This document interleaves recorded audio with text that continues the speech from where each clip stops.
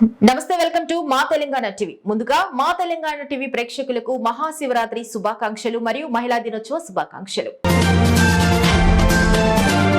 మెదక్ జిల్లా చేగుంట మండల కేంద్రంలోని సాయి బాలాజీ ఫంక్షన్ హాల్లో కాంగ్రెస్ పార్టీలో ఇతర పార్టీల నుండి చేరికల కార్యక్రమం జరిగింది. ముఖ్య అతిథిగా హాజరైన మల్కాజ్గిరి మాజీ ఎమ్మెల్యే మైనంపల్లి హనుమంతరావు మాట్లాడుతూ బీఆర్ఎస్ ప్రభుత్వం 10 సంవత్సరాలు అరాచకాలు చేసిందని పేర్కొన్నారు.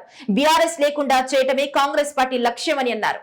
ఈ కార్యక్రమంలో కాంగ్రెస్ పార్టీ దుబ్బాక అసెంబ్లీ నియోజకవర్గ ఇన్ఛార్జి చెరుకు శ్రీనివాస్ రెడ్డి తదితర కాంగ్రెస్ పార్టీ శ్రేణులు పాల్గొన్నారు. చెరుకు శ్రీనివాస్ రెడ్డి గారి ఆధ్వర్యంలో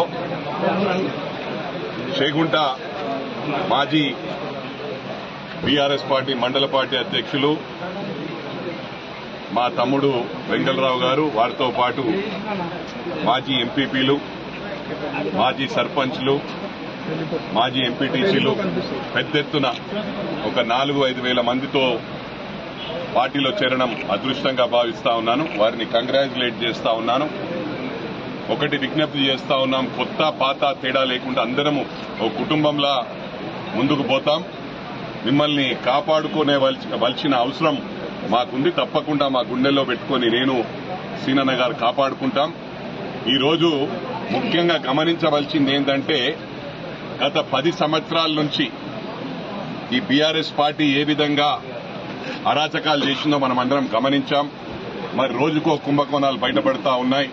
అన్ని ప్రభుత్వ భూముల కబ్జాలు, మరి అదేవిధంగా వక్ఫ్ బోర్డు భూముల కబ్జాలు, 55,000 ఎకరాల వక్ఫ్ బోర్డు భూమి సహా అయింది.